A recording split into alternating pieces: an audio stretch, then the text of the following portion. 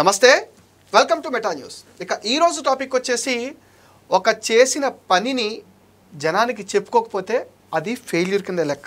మరి ఇప్పుడు కూటమి ప్రభుత్వం అధికారంలోకి వచ్చింది అఖండ మెజారిటీతో.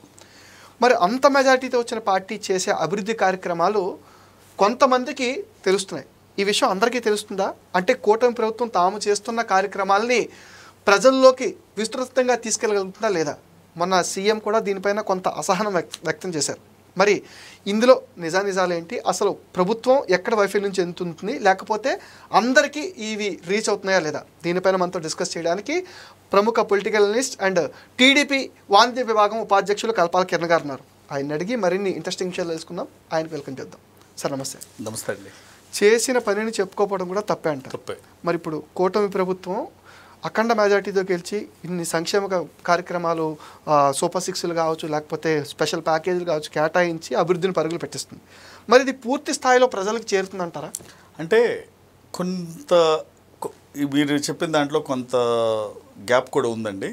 కొంతమంది ఎమ్మెల్యేలు అంటే చేసింది కూడా బయటికి చెప్పుకోలేకపోతున్నారు. అంటే మన చంద్రబాబు గారు కూడా అన్నారు, ఎందుకంటే ఎమ్మెల్యేలు ప్రజల్లోకి వెళ్ళి మనం చేస్తుంది ఇది అని చెప్పాలని ఆయన. అంటే మనం రాజకీయాల్లో ఉన్నప్పుడు ప్రజలతో మమేకం అవ్వాలి, ప్రజల బాగోగులు చూసుకోవాలి. ప్రజలు అంటే కార్యకర్తలు పిలిస్తే వాళ్ళకి కూతవేడి దూరంలో ఉండాలండి. ఏ రాజకీయ నాయకుడైనా సరే, ఎమ్మెల్యే అయినా, ఎవరైనా ఎంపీ అయినా సరే, ఎవరైనా ఎమ్మెల్సీ అయినా. ఎందుకంటే అప్పుడే ప్రజానాయకుడు అవుతాడు. కానీ లేదు అంటే కనుక వన్ టైంకే పరిమితం అయిపోతారు ఎవరైనా. ఎందుకంటే మీరు ఇప్పుడు ప్రజల అధికారం ఇచ్చింది అంటే ఇది శాశ్వత అధికారం కాదండి. 5 ఏళ్ళు అంటే మన ఎక్స్పైరీ, ఎనీ పొలిటీషియన్కి ఎక్స్పైరీ అనేది 5 ఏళ్ళే. 5 ఏళ్ళ తర్వాత మళ్ళీ సీట్ ఇస్తే, ప్రజలు గెలిపిస్తే మళ్ళీ ఎమ్మెల్యే అవుతారు.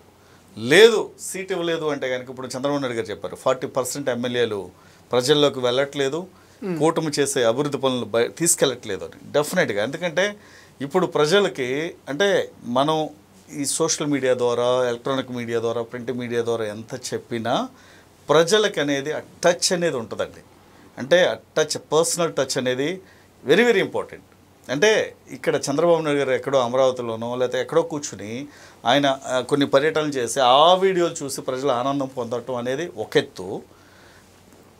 ఈ లోకల్ ఎమ్మెల్యేలు ప్రజల దగ్గరికి వెళ్ళి వాడు గడప గడపకి తిరిగి ప్రజలతో మమేకమై వాళ్ళ సమస్యల్ని తన సమస్యగా ఎవరైతే తీసుకుంటారో, వాళ్ళ ఇంట్లో ఫంక్షన్ని తన ఫంక్షన్ లాగా ఎవరైతే చూస్తారో, అటెండ్ అవుతారో, ప్రజలు డెఫినెట్గా వాళ్ళు గుర్తుపెట్టుకుంటారండి. అప్పుడే వాళ్ళు ప్రజల తరపున పోరాడే నాయకులు అవుతారు. కానీ ఏదో ఎలక్షన్ సీట్ వచ్చేసింది, గెలిచేసాం, మళ్ళీ 5 ఏళ్ళ తర్వాత చూసుకుందాం అంటే ఇప్పుడు ప్రజెంట్ పాలిటిక్స్ అలా లేవండి. ఒకప్పుడు అంటే రాజకీయాల్లో వేళ్ళకి వేళ్ళు అంటే సంవత్సరాల తరబడి పోతుపోయేవాళ్ళు. ఒక్కొక్కరికి అప్పుడు ఎక్స్పైరీ అంటే 10 ఏళ్ళు, 15 ఏళ్ళు, 20 ఏళ్ళు ఉండేది. ఎందుకంటే ఒక సీట్ ఇస్తే అప్పుడు రాజకీయ అనుభవం ఎవరికి లేదు, అవగాహన లేదు, అవేర్నెస్ లేదు. ఈ రోజున ప్రతి ఒక్కరికి రాజకీయ అవగాహన ఉంది, అవేర్నెస్ ఉంది. రాజకీయాల్లోకి రావాలని యువత చాలా ముందుకు వస్తుంది, కాంపిటీషన్ కూడా ఉందండి. అలానే ఈ రోజున సీనియర్లు కూడా చాలామంది అంటే కొద్దిగా అలక ఎందుకు వహిస్తున్నారంటే ఇదే కొత్తగా వచ్చే యువతరం వలన వాళ్ళకి ఆటోమేటిక్గా రాజకీయంగా భవిష్యత్తు ప్రశ్నార్థకం అయిపోయి రేపొద్దున మేము ఇప్పుడు దాకా చేశామంటే చేశారు, బాగానే ఉంది. మీరు ఇప్పుడు సీట్ ఇవ్వలేదని మీరు అలక వహించి అదే పార్టీకి దూరంగా ఉంటే మీరు ఎప్పటికీ పార్టీకి దగ్గర కాలేరు. మీరు ఈ 30 ఏళ్ళు చేశారు కాబట్టి తెలుగుదేశం పార్టీ ఈ రోజున ఇలా ఉంది. సో ఇప్పుడు యువతరాన్ని ఎంకరేజ్ చేయండి.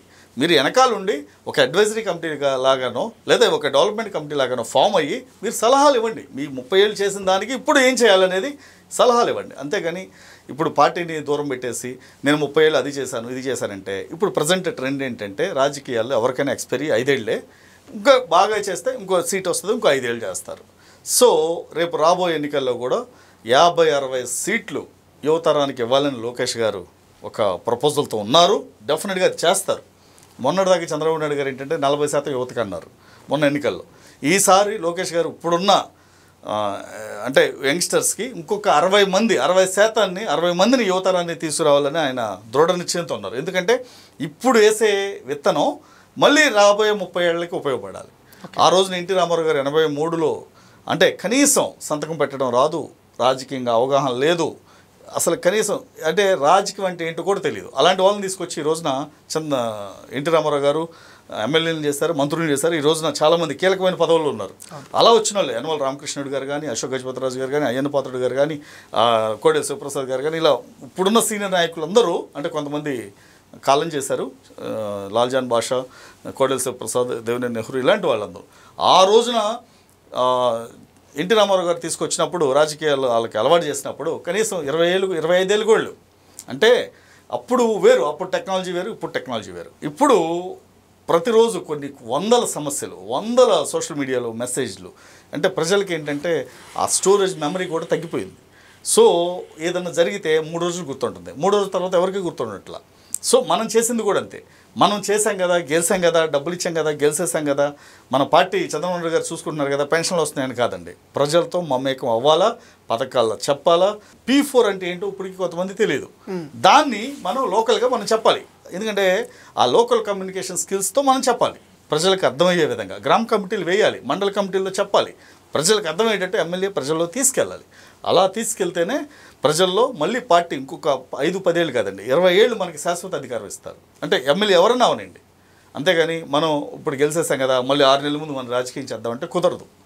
జనానికి ఆ బ్రీఫింగ్ ఇచ్చుకుంటూ వాళ్ళతో టచ్లో ఉంటే ఇప్పుడు మనం ఉన్నామండి. మనం ఒకరోజు తింటే సంవత్సరం బతకట్లేదుగా, ప్రతిరోజు తింటున్నాంగా, ప్రతిరోజు 3 పూటలు తింటున్నాం. మనం తిన్నప్పుడు అంటే మన బాడీకి అది అవసరం, 3 పూటలు అవసరం. అంటే ఇక్కడ ప్రజలకు కూడా ఆ బ్రీఫింగ్ అవసరం. చేసే విషయాలు ప్రజలకు చెప్పాలి. ఎందుకంటే ఒకరోజు మనం తిని క్యామిల్లాగా ఒంటిలాగా సంవత్సరం తరబడి ఉంటా అంటే కుదరదు ఇక్కడ. ఎందుకంటే ఇక్కడ ప్రజలకి నిరంతరం టచ్లో ఉంటేనే ప్రజానాయకుడు అవుతాడు.